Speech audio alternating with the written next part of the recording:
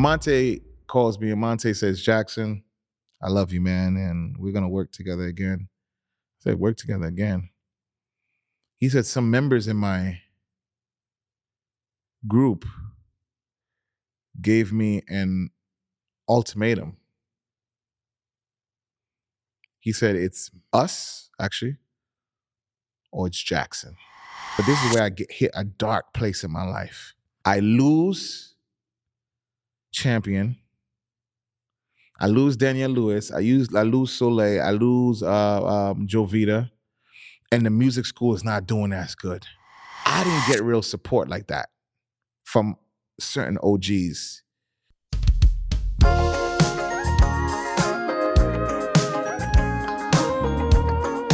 I will be sharing so much about my experience. My 20th year as an entrepreneur. So much I'm going to tell.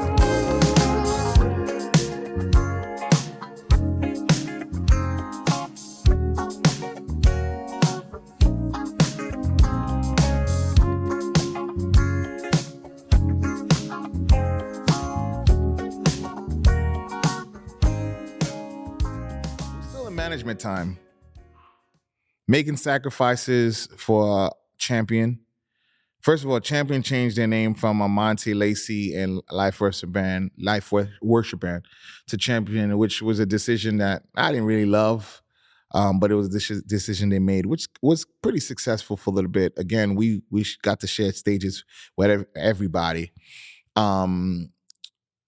Being with Champion was a life-changing experience because of one of the guys named Chris Triplett. Chris Triplett was the first musician that I seen. One time we had Johnson Wells concert in Rhode Island after ministering, and I literally saw Chris Triplett get off of the drums to do an altar call. That changed my life, man. Chris, if you're watching this, man, that changed my life. I told you this before. I'm going to say it again. He ministered to the people, and people were at the altar getting saved from his word. And I was like, wow, you could be more than just a drummer. But being with Amante was definitely full of sacrifices, loved his band. They was driving, we do places like the Underground. I mean, the amount of work I was able to get them was ridiculous. You know, Danielle Lewis, like I said, was working at my music school as well. Amazing vocalist. She was best friends with Chrisette Michelle. And Danielle Lewis was like an amazing writer, amazing vocalist. Amante Lacey and Danielle Lewis, I will say, were specifically two that was ahead of their time when it came to the worship CCM sound, because they've been there for years. They've been there since God for 20 years plus. That became a thing through time with Israel and, you know, Tide and, you know, Jonathan McReynolds and so on and so forth. But these guys been there a very, very long time. And because they weren't signed, because of certain level of support that they should have gotten, like my heart, you know, broke for a guy like Amante, because I've watched Amante write big songs for big people. I've watched him do what they needed him to do, but they were never really there for him, which was crazy. They just weren't there for Amante. You know, Amante can't speak of this like that. I can, because they can't do nothing to me. You know what I'm saying? Maybe he won't, because there's just a level of, you know, maybe respect, of just maybe not want to talk, right? But I literally watched certain artists ask him to write. They were willing to do everything but let him open with his band. That's when my mind started shifting, when I started seeing the politics of this. Remember, I go back to one time I was doing Wingate. There's an artist in particular that was like, you know, so crazy about the money. And the artist said to me, I'll never forget this. The artist said to Toby that I was working with, Toby Ludwig, which is the manager of Maxi Priest, the original Wailers, blah, blah, blah. He said, if I don't get my balance before I get on stage, I am not getting on the stage. I will say, for the record, I am against that. Tell me business is business. I don't give a what you tell me. I'm against that. I do believe to send the money before you even get there, But if I'm in the facility and I believe that I'm assigned to do this, I'm gonna minister. Now that I'm an artist and I do it myself, management knows, get the money before we even have to deal with anything. Let's not do this. But if I get to the city, get to the venue, and you talking about you're not getting on stage, why do you really do it?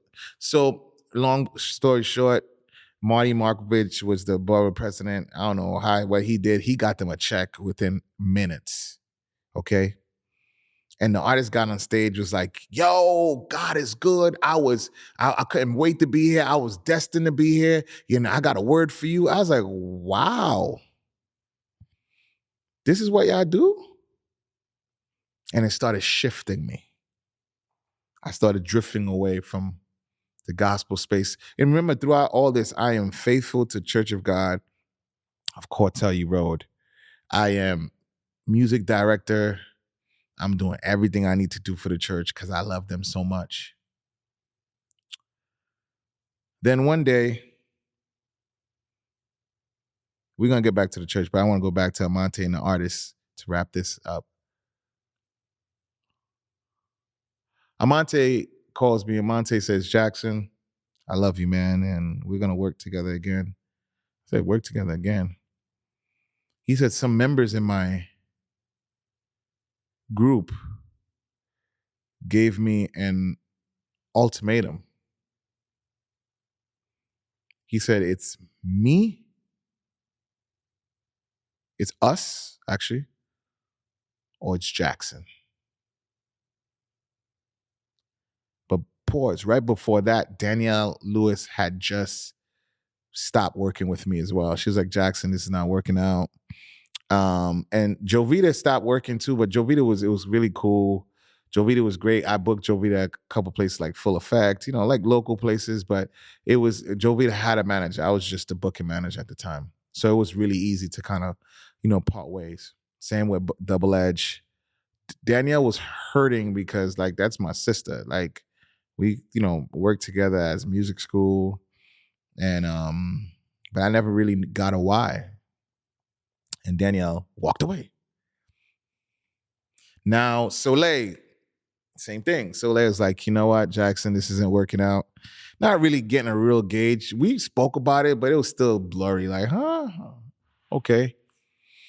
Soleil walks away. So now I'm only left with Champion that I made so many sacrifices to, which I didn't know if that they felt I spent more time with Champion. I couldn't tell. I just couldn't tell, guys. This is like 2010. Mind you, in 2010, I'm still in school, by the way. I'm in college. I am doing what I need to do in college and not making it work. And Monte goes, yo, Jackson, and I don't know what to do, but I do know I do need my band. But what I do believe that Champion thought they were so busy because they were that good, they were that good, but they didn't realize it's because I literally put in all the work. And I actually fronted a lot of money because Champion had no money. So what happened is that if anybody knows, businesses and stuff like that, schools normally do net 30s and net 40s and net 120s. What does that mean? I'll pay you 120 days or 30 days after the actual hit. So they needed the money to front. And I remember I had music schools, I had other grinds. So I would front the money myself to pay, which left me with some issues because I didn't understand 1099 versus W-2, which is another thing for offline.